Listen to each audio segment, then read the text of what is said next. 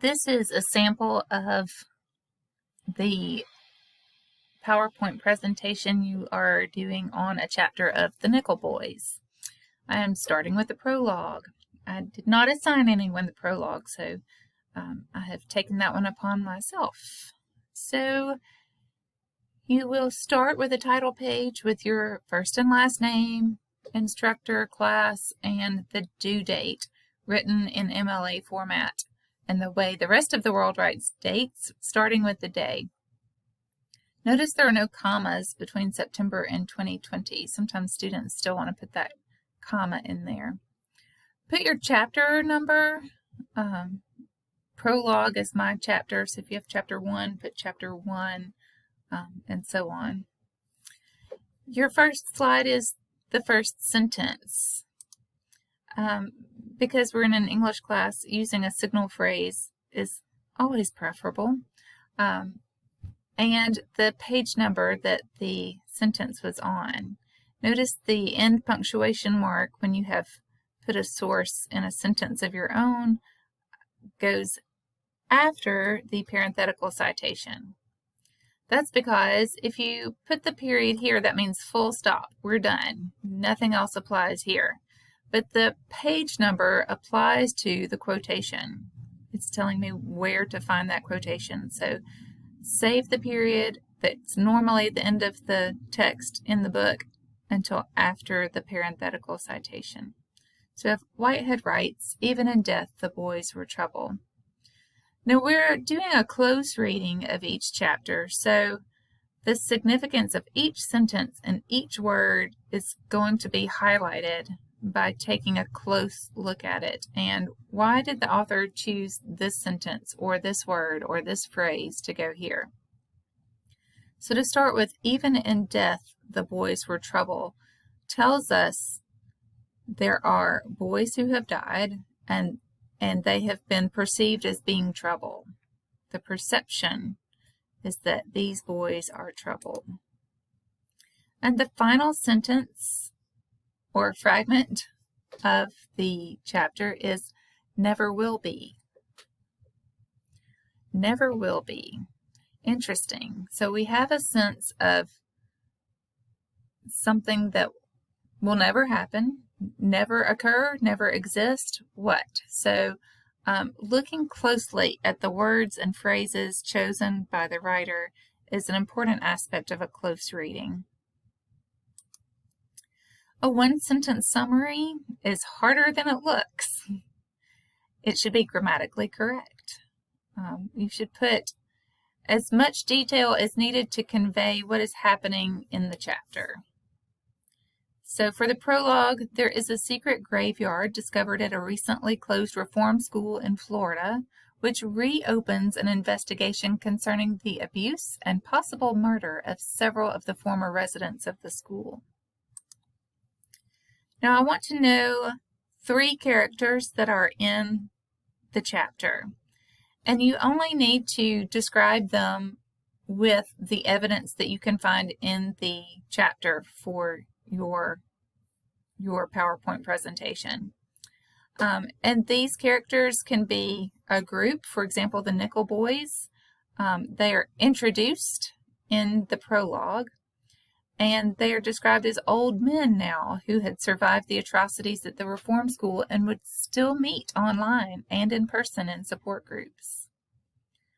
We also have Jody, is the archaeology student from the University of South Florida who finds the bone of a boy in the secret graveyard, causing the state to reopen the case and to pay attention to what the boys from Nickel had been saying about the place for years, with no one willing to listen. And Spencer is mentioned as the former superintendent of Nickel Academy. We don't get much more about Spencer other than his job title. Next, I want you to identify a theme and be able to provide textual evidence for that theme. So when you write about literature, you are asked to use textual evidence. That means you are quoting passages, sentences, phrases from that work of literature to support your point. So to support the point that I can find identity, and I could spell identity, that's even better. If I can find identity, I need to have some textual evidence for that finding, that theme. And a theme is a universal truth. That's another way I like to think of a theme. And identity is important to all of us. And especially significant in a book where people are judged by superficial aspects of identity that can often impact one's sense of self even. So we will see that at work in any work of literature we read, but certainly in the work we're studying now. Identity is a theme that is conveyed through the significance of names. So in the prologue, Whitehead really emphasizes the idea of names or lack of names.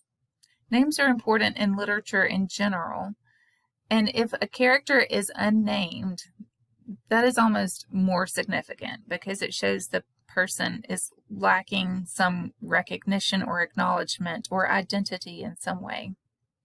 And here's my textual evidence.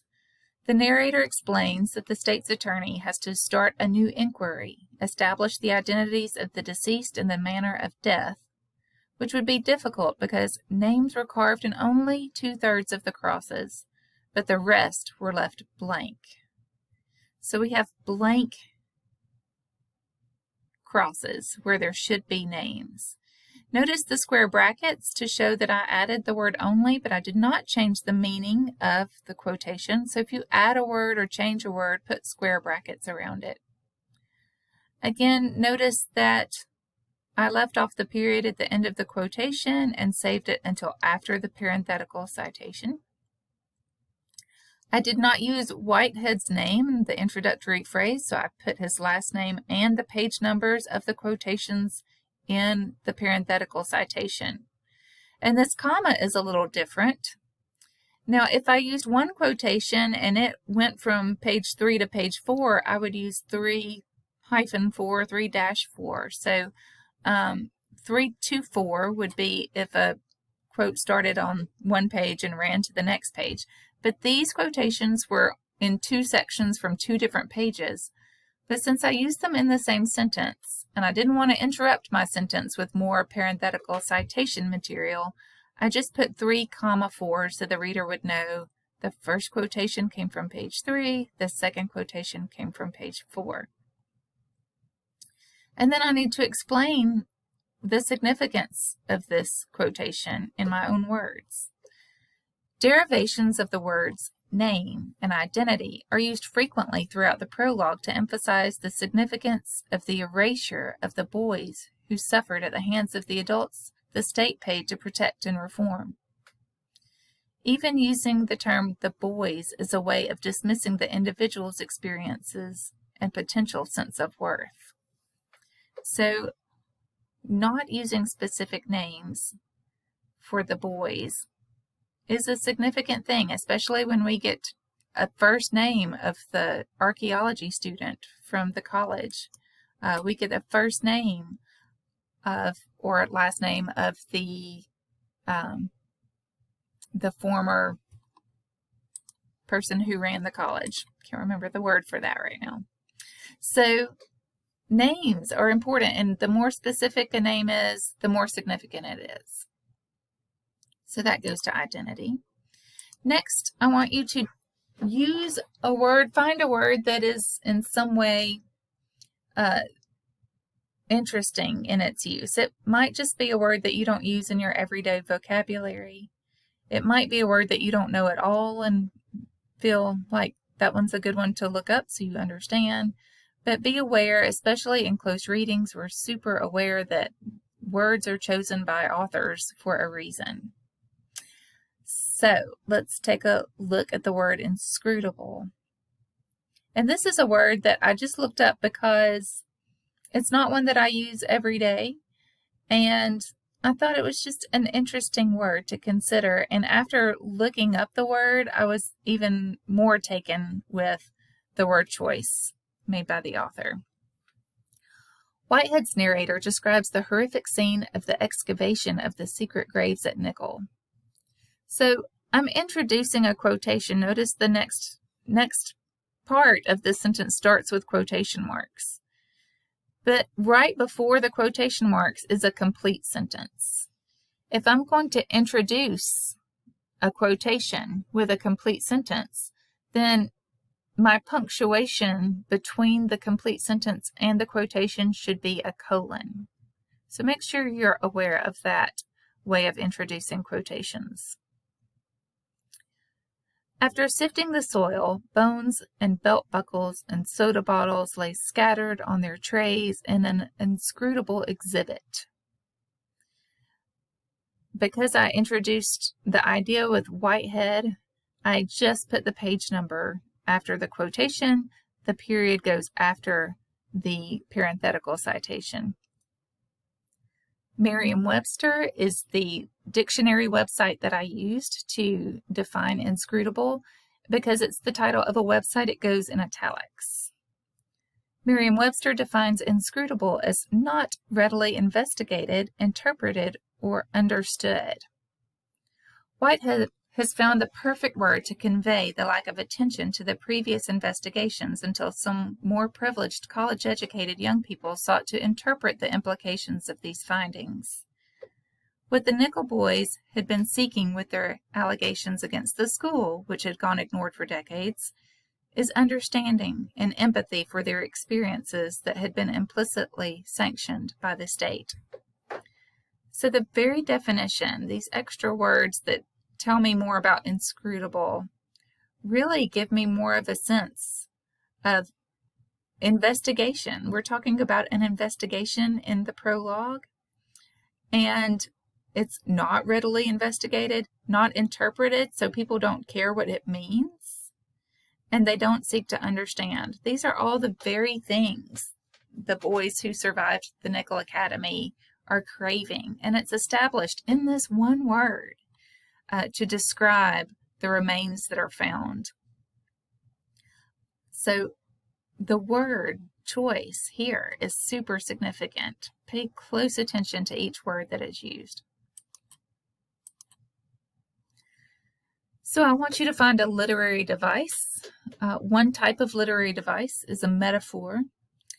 And I want you to offer textual evidence for that literary device. So write the sentence that contains that literary device. Whitehead uses a metaphor to connect what is literally happening in the prologue to what has been happening figuratively for the survivors of the Nickel Academy for years. He writes, "Together they performed their own phantom archaeology, digging through decades and restoring to human eyes the shards and artifacts of those days, each man with his own pieces. The survivors are piecing their lives together to deal with the trauma of this shared experience. Being a Nickel boy is part of each man's identity in a way that shapes his future choices, good or bad. Having an experience seen and acknowledged by others can be healing, even when there is nothing more anyone can do but acknowledge how one may have been impacted by the injustice of the situation." So I have mentioned identity to connect the literary device back to the theme that I found significant. If you can do that, that's great. If you're not able to do that, it may connect to another theme that you might explore later too. At this phase, we're just focused on the close reading. Make sure you do the works cited. Make sure your sources are in alphabetical order. You may notice that this will be the same for everyone. The Nickel Boys is the title of a book. It should be italicized.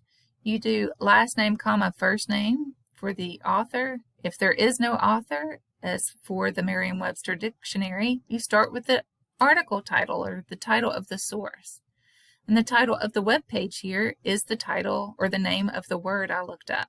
And here's the title of the website, access, and URL all go on the works cited for your definition.